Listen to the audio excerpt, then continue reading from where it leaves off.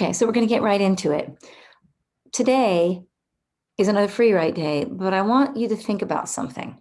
Yesterday, I believe I might have said to you that I think that good writers, um, um, that good writers are also good readers.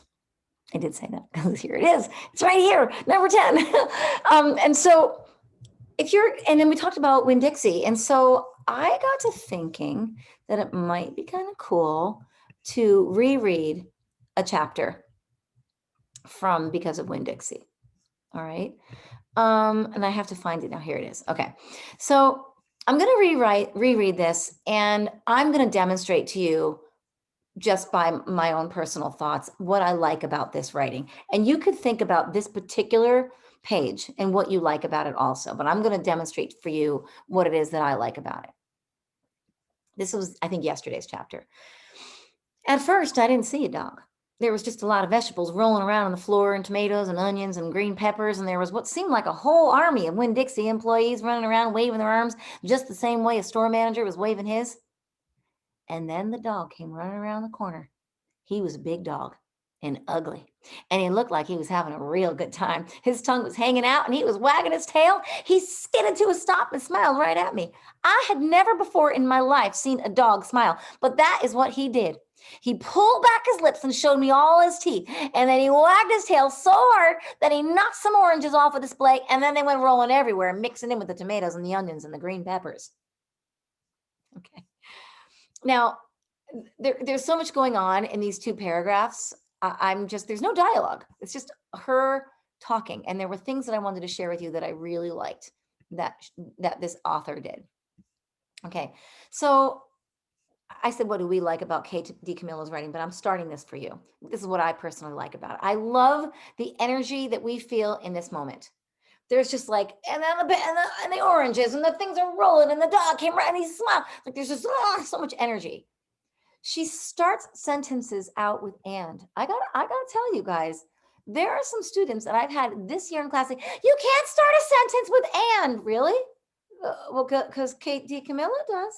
And she's a best-selling author. So I don't think that if somebody told you that you can't start a sentence with "and," look at, and then the dog came running around the corner. He was a big dog and ugly, and he looked like he was having a real good time.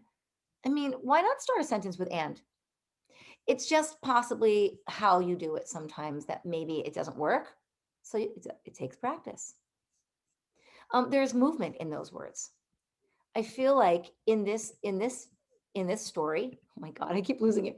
In this story, it's like his tongue was hanging out and he was wagging his tail and he skidded to a stop and he smiled right at me. There's so much action happening in that. It's incredible, her writing. It's very descriptive. We see the people running around. We feel the frenzy in the story. We can see it. I feel like the character is talking to me. When this author writes in India Opal Buloni's voice, I feel like she is talking to me. And then it makes me feel like I was there at the Winn-Dixie when this happened. Her short sentences, it's one of my favorite things. When you write a sentence that is short, where is it? Here it is. When she says, and then the dog came running around the corner. He was a big dog and ugly. And those are two like really short sentences. And then there's like this long sentence right here. And then he wagged his tail so hard that he knocked some oranges off a display and they went rolling everywhere, mixing with the tomatoes and the onions and the green peppers. And then there's like this long sentence. So we go from having "and ugly" to, a 4-line sentence. Now, some people will say, well, that's a run-on sentence. To me, a run-on sentence is a sentence that is not deliberate. If the author who wrote that sentence didn't know enough about putting periods and commas and things in there, and they just wrote it and wrote it and wrote it and wrote it, this is very deliberate. Like she wants you to like not have enough breath, like, and I never before, because there's so much energy happening in this scene when the dog's running around the Winn-Dixie that it's got to be in the words as well. I'm going to read another, and I want you to think about what you like about this writing. Okay. And that's where we're going to end it today. All right. This is what I'm going to read to you. And I want you to be thinking while I'm reading this, what you like about this. You can jot stuff down if you want to in your notebook. And then when you go off to do your own writing, I want you to try doing some of the things that this author does that you like. All right, ready? And you can use some of my things too, if you liked the same things that I liked in the previous page. Here we go. The manager screamed, "Somebody grab that dog!" The dog went running over to the manager, wagging his tail and smiling. He stood up on his hind legs. You could tell that all he wanted to do was get face to face with the manager and thank him for the good time he was having in the produce department. But somehow he ended up knocking the manager over. And the manager must have been having a real bad day, because lying there on the floor right in front of everybody, he started to cry.